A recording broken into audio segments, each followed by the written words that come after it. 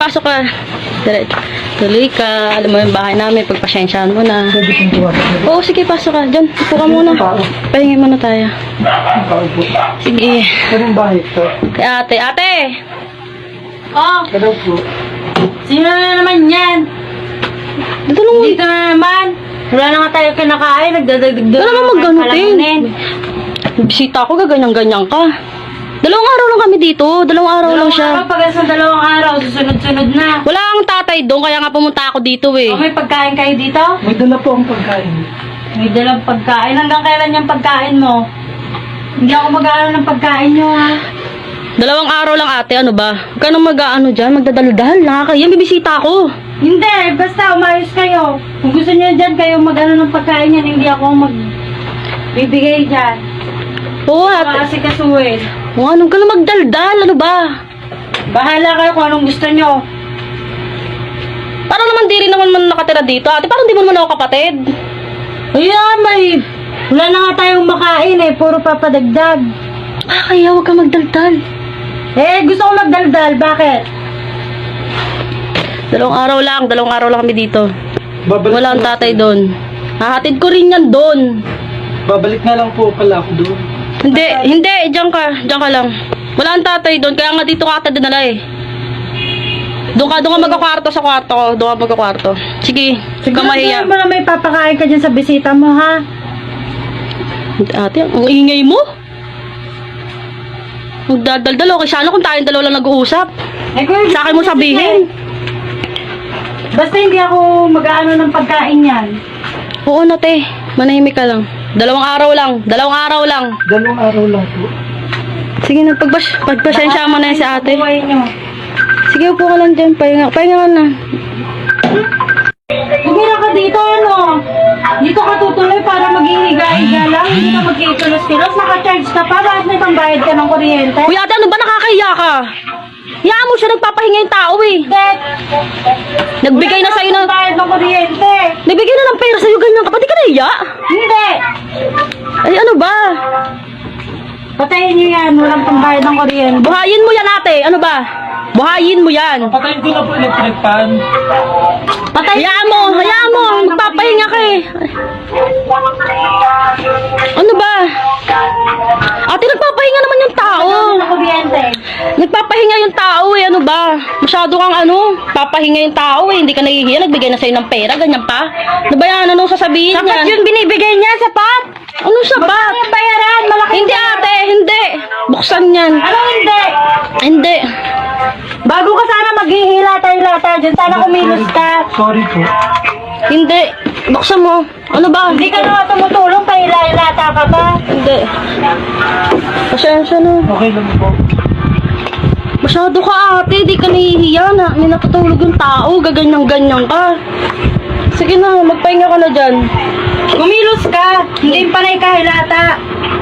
Ano ba? Di ka ba titigil? Man, natutulog eh. Ano ba? Nagpapahinga. Sorry po. Hindi ka hari dito para magaganyan Tigilan mo na, tigilan mo. Lahat ng tao dito kumikita. Hayaan mo. Hindi. Maintindihan si ate. Ayun na nga, ba sinasabi? Tumigil ka na. Dadagdag na pala mo din, dadagdag parang... Nagbigay na lang ng pera ate. Ano ba? Mahiya ka naman. Magkano kasya yon? Hindi ka nahiya. Tignan mo, pagod yan oh. Kaya ako nga dinala dito kasi wala ang tatay. Bakit Ano yung ba? mga tao dito hindi napapagod? Susumbong kita kay tatay. Ganyan ka. Ayaw pa bumangon dyan, hoy!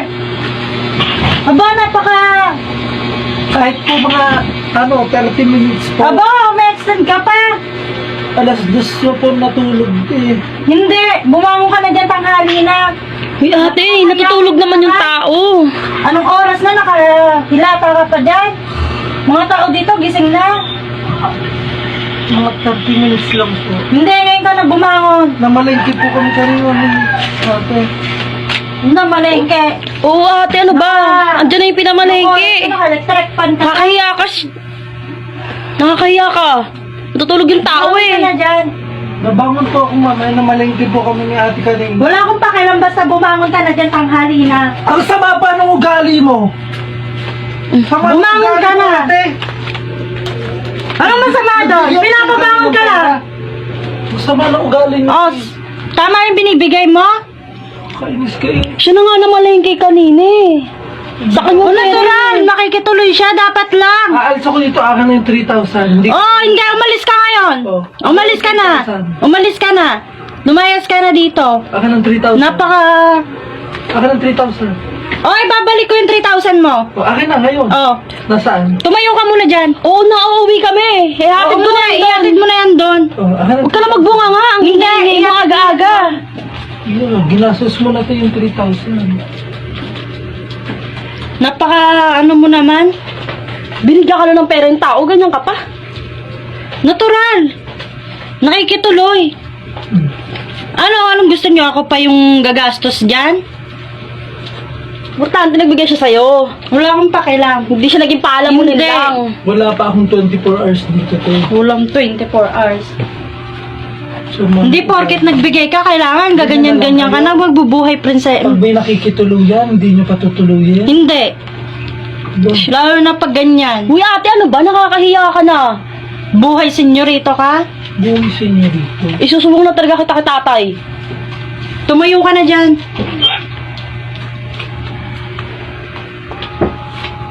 Tumayo ka na. Ibang-ibang ugali mo sa atin mo. Iba talaga ugali ko.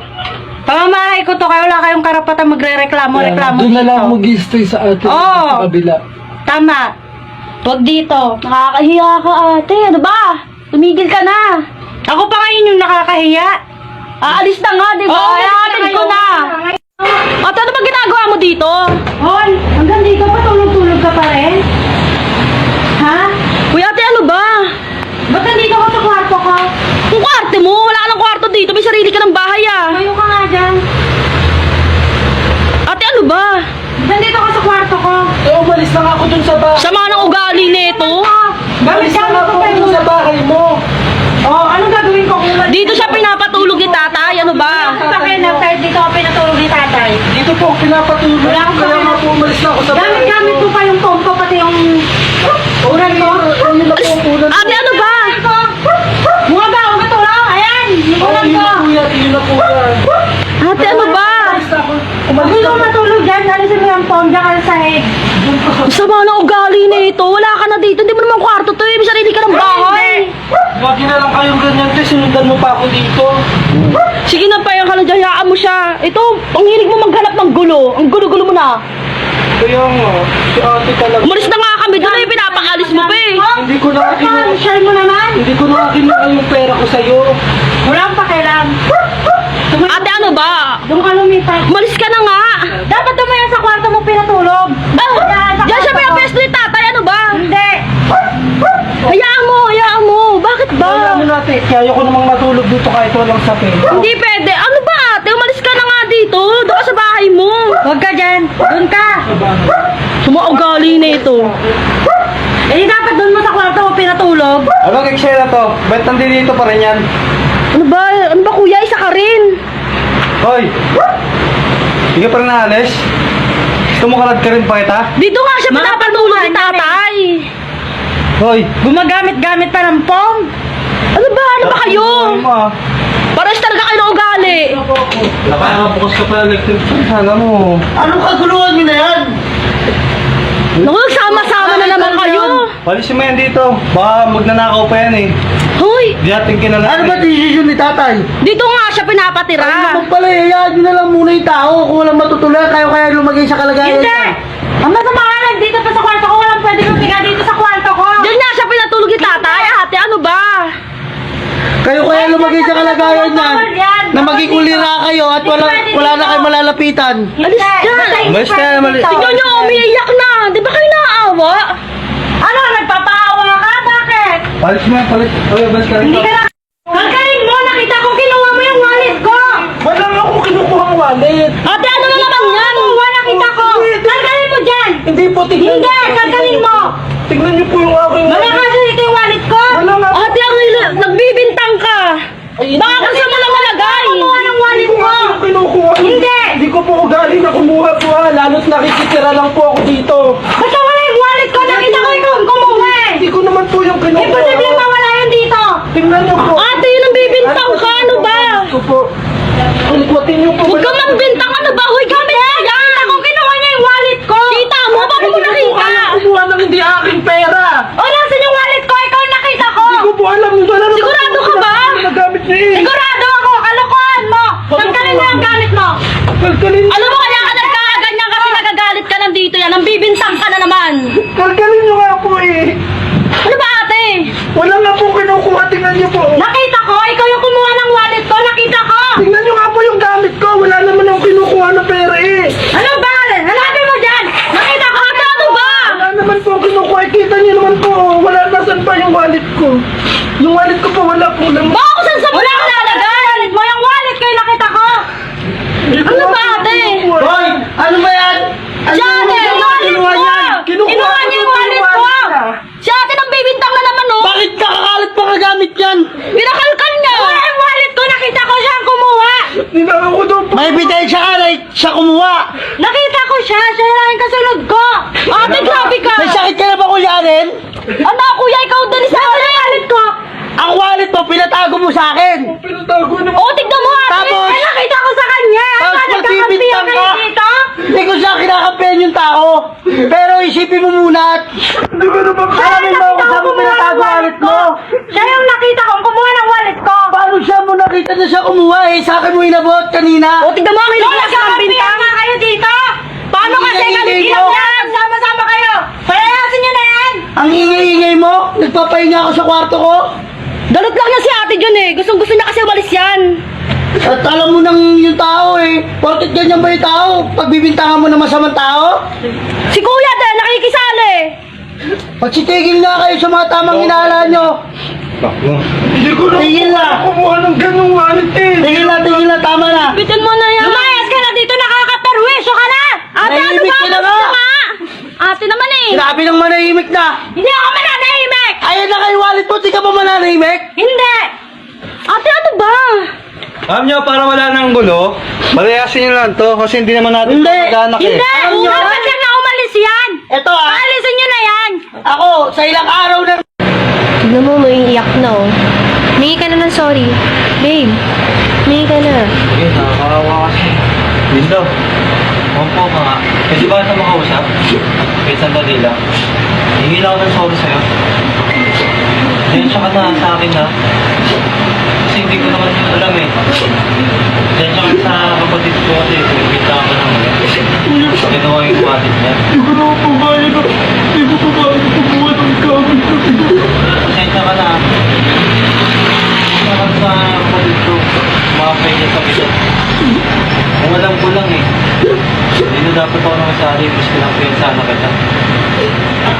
Ngayon alam ko na na hindi ka masamang tao. Kaya sana mapatawad mo ako. Kuya, kung may pera lang din naman ako, magbibigay ako eh. Kaso gusto ang pera ko. Naiintindihan na kita sa ngayon. Huwag lang sabihin sa kapatid ko na humingi ako ng sorry ha.